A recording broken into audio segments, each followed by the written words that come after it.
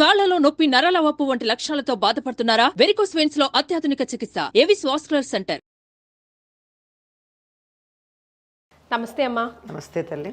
అమ్మ, దానాలు చేయడం చాలా మంచిదంటారు. అసలు చేయకూడని దానాలు ఏవైనా ఉన్నాయా? అవి ఏంటి?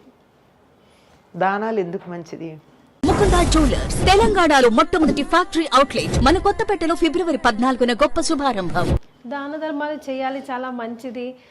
దోషాలు ఏమైనా ఉంటే పోతాయి. దోషాలు పోతాయి. కన్యాదానాన్ని కూడా అందులోనే కలిపేశారు. దానం చేసేస్తారంట ఆడపిల్లల్ని. అది అన్ని దానాలు చేయొచ్చు. ఎందుకు, ఎవరికి చేయాలి అది కూడా ఆలోచించాలి. పాత్రత ఎరిగి దానం చేయాలి. చెయ్యకూడని కొన్ని దానాలు ఉన్నాయమ్మా. ఒకటి అపాత్ర దానం చేయకూడదు. అంటే అమ్మా, అపాత్ర దానం అంటే అర్హత లేని వాళ్ళకి దానం చేయడం. ఓకే. ఉదాహరణకి ఒక తాగుబోతున్నాడు, మరి వచ్చి డబ్బు అడిగాడు. మనం జాలిపడి ఇచ్చాం. వాడు వెళ్ళి తాగి ఎవరినో చంపేశాడు. తాగడానికి మనం ఇచ్చిన డబ్బులు కారణం. అందువల్ల మనం చేసింది అపాత్ర దానం. కరెక్ట్.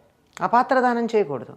మనం గమనించినట్టయితే, మా అమ్మాయి పరీక్ష ఫీజు, మన టికెట్ పోయిందండి, నేను వస్తూ ఉంటే పర్సు పోయింది, అమ్మాయికి ఫీజు కట్టాలి, ఎట్లా పర్సు పోయింది, టికెట్ ఊరు వెళ్ళడానికి డబ్బు కూడా లేదు అని అడుగుతాడు. 50 100 ఇస్తాం ఇక్కడ. మళ్ళీ కొంచెం దూరం పోయాక మర్నాడు మళ్ళీ ఇదే కారణం చెప్పి అడుగుతాడు. ఇంకో రోజు ఇంకో ప్లేస్లో ఇదే కారణం చెప్పి అడుగుతాడు. అట్లాంటి వాళ్ళకి దానం చేయొచ్చా? చేయకూడదు. అస్సలు చేయకూడదు కదా. కనుక దానం అన్నది అవతల వ్యక్తిని తెలుసుకుని చెయ్యాలి. మనం ఇచ్చింది వాళ్ళకి ఉపయోగపడుతుందంటే చెయ్యాలి. అంతేగాని ఎవరికి పడితే వాళ్ళకి ఏది పడితే దానం చేయకూడదు. నియమం లేకుండా దానం చేయగింది ఒకటే ఒకటి ఉంది. ఏమి అడగకుండా, అసలు అర్హత ఉందా లేదా అని అడగకుండా చేయాల్సింది ఒకే ఒక అర్హత ఏమిటంటే, ఆకలి అన్నటువంటి వాడికి ఆకలి అనే అర్హతతో అన్నదానం చేయొచ్చు. అంతే. అన్నదానానికి మాత్రం అవతల వాడు మంచివాడా, చెడ్డవాడా, దుర్మార్గుడా, దుష్టుడా ఇవేమీ ఆలోచించక్కర్లా. వాడికి ఉన్న అర్హత ఏమిటంటే ఒకే ఒక అర్హత, ఆకలిగా ఉండడం. అసలు భిక్షాటన చేసే వాళ్ళకి కూడా ఈ మధ్య మీరు గమనించారే అమ్మా, సిగ్నల్స్ దగ్గర ఆగినప్పుడు వస్తే డబ్బుకునే తీసిస్తే వద్దండి మాకు డబ్బులే కావాలని. అదే కదా వాళ్ళు అంటే, వాడికి కావాల్సింది ఆకలేసి అడగట్లా, వేరే రకాలైనటువంటి భోగాలకో, చెడ్డ పనులకో, కూడని పనులకో డబ్బు తీసుకుంటున్నాడు. అందుకే మా తాతగారు అంటాం మేము, మా గురువు గారి తండ్రి, ఆయన చెప్తారు, జాలి పడితే జారి పడ్డట్టు అని. దయ కలిగి ఉండాలి కానీ జాలి పడకూడదు. దయ అంటే అవతల వాళ్ళతో వాళ్ళకున్న బాధను మనం పంచుకునేటటువంటి ఒక లెవెల్. అంతేగాని నేను ఇక్కడున్నాను వాళ్ళు అక్కడున్నారు అనుకుంటే మనం అక్కడికి వెళ్ళిపోతాం. ఎవ్వరికైనా సరే నేను అదే చెప్తా, వస్తే కూర్చోండి, అరగంటలో మీకు నాకు తోచిన పదార్థాలు వేసి మీకు కమ్మగా భోజనం పెడతా. డబ్బులు ఇవ్వండి. నేను నా జన్మలో నేను డబ్బులు ఇవ్వనమ్మా ఎవరికి. వస్తువులు ఇస్తా. పిల్లలు చదువుకుంటున్నారంటే పుస్తకాలు లిస్టు పట్టరా కొనిస్తా. స్కూల్ ఫీజు రిసీట్ తీసుకురా ఇస్తా. లేదు నేనే స్కూల్కి వెళ్ళి కడతా. ఇట్లా చెయ్యాలి. కానీ డబ్బులు ఇస్తే 10 మంది దగ్గర పిల్లల స్కూల్ ఫీజు అని తీసుకుని సాయంకాలం బారుల దగ్గర కనపడేవాళ్ళు బోల్డ్ మంది ఉన్నారు.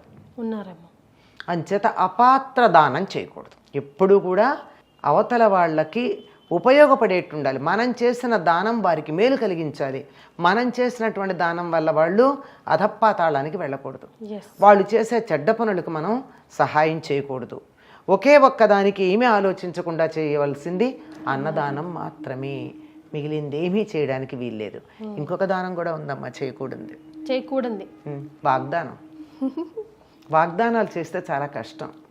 నిలబెట్టుకునేటటువంటి సత్తా లేనప్పుడు వాగ్దానం చేయకూడదు.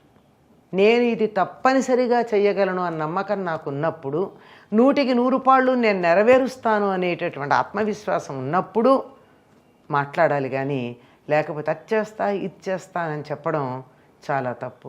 అలా వాగ్దానం చేస్తే ఇబ్బంది పడిన సందర్భాలు మనకి రామాయణంలో 2 కనపడతాయి. ఏదమ్మా ఒకటి చెప్పండి. ఒకటి, దశరథుడు విశ్వామిత్రుడు రాగానే మీలాంటి వాళ్ళు వచ్చారు, మీరు ఏదడిగినా ఇచ్చేస్తానన్నాడు. రాముడిని పంపించమన్నాడు. ఇబ్బంది పడ్డాడు. కానీ చివరికి వశిష్ఠుడు చెప్పడంతో పంపించాడు అనుకోండి.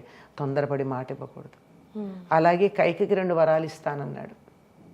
ఆ వరాలు ఇవాళ అడిగింది ఆవిడ తీర్చమని. తీర్చమని అడిగితే తీరుస్తానన్నాడు. మరి ఏమిటో ఆయన వాగ్దానం చేశాక, తీరుస్తాన్ని వాగ్దానం చేశాక విషయాలు బయటపెట్టింది. రాముడి వనవాసం, భరతుడి పట్టాభిషేకం. 2 సార్లు తొందరపడి వాగ్దానం చేస్తే ఇబ్బంది పడ్డాడు. కనుక వాగ్దానం అన్నది త్వరపడి చెయ్యరాదు. అది కూడా ఎప్పుడు ఆనందంగా ఉన్నప్పుడు అసలు చేయకూడదు. మరి కామ్ అండ్ క్వైట్గా ఉన్నప్పుడు నాకు ఇది ఉంది, నేను ఇవ్వగలను, ఇస్తే అవతల వాళ్ళకు ఉపయోగపడుతుంది అని అనుకున్నప్పుడు నేను ఇస్తాను అని చెప్పచ్చు. కానీ ఆవేశంలో చెప్పకూడదు. కనుక వాగ్దానం చేయకూడదు, అపాత్ర దానం చేయకూడదు. అపాత్ర దానం చేస్తే ఏమవుతుందంటే, పాత్రత అంటే అర్హత అన్నాం కదా, కిలుం పట్టిన పాత్రలో పాయసం పోస్తే పాయిజన్ అవుతుంది. అవతల వాడికి మనం ఇచ్చేటటువంటిది పాయిజన్ కాకుండా ఉండేట్టు చూసుకోవాలి. దానివల్ల వాడికి నష్టమా అంటే మనకు కూడా నష్టమయ్యే ప్రమాదం ఉంది. ఉదాహరణకి మీరు అన్నారే దానాలు చేస్తే మంచిదని, ఆ గ్రహశాంతి ఈ గ్రహశాంతి అన్నారే, అట్లాంటప్పుడు దానం పుచ్చుకున్న వాడికి మనం చేసినటువంటి పాపం వెడుతుంది. మరి ఏంటండి, పాపాలు ఇవ్వడం తప్పు కదా. కానీ ఆ పుచ్చుకునేవాడు ఎవరై ఉండాలి? గాయత్రీ మంత్రం చేసి ఆ పాపాన్ని క్షయం చేసుకునే అర్హత ఉన్నవాడై ఉండాలి. ఇది చెయ్యడం వల్ల నేను ఈ దానం తీసుకున్నాను, ఏదో గురుదోషం ఉంది, శనగల దానం తీసుకున్నా, ఆ గాయత్రి చేసి ఏదో ఇన్ని లక్షలు ఉంటాయి, నాకు లెక్క తెలియదు, కానీ దీనికి సంబంధించినటువంటి పాపం వస్తే తనది కాదు కదా, అంటుకోదు తొందరగా, అంచేత దులపచ్చు. అలా దులిపేయడానికి వీలుగా సహస్ర గాయత్రి చెయ్యాలి. చేస్తేనే మళ్ళీ రేపు ఇంకోసారి దానం పుచ్చుకోవడానికి అర్హత ఉంటుంది. అంటే పాత్ర క్లీన్ చేసుకుని వెళ్ళాడు పుచ్చుకోవడానికి, లేకపోతే నేనంటే టీ తాగిన మరకలు అందులోనే ఉంటాయి. అవును, చాలా మంది ఈ మధ్య తీసుకోవట్లేదు కూడా, మళ్ళీ నాకు గాయత్రి చేసే టైం లేదమ్మా. అదండి, అందుకని అలాగా గాయత్రి చేసేటటువంటి వాళ్ళకే, అంటే మళ్ళీ ఏమిటండి బ్రాహ్మణులు గాయత్రి ఇలా మీరు చాదస్తంగా చెప్తున్నారు అని అనుకోవచ్చు. దానం ఇస్తే పాపం పోతుందని అది చాదస్తం కాదా? అది చాదస్తమైన వాళ్ళు దీని గురించి మాట్లాడడానికి వీల్లేదు.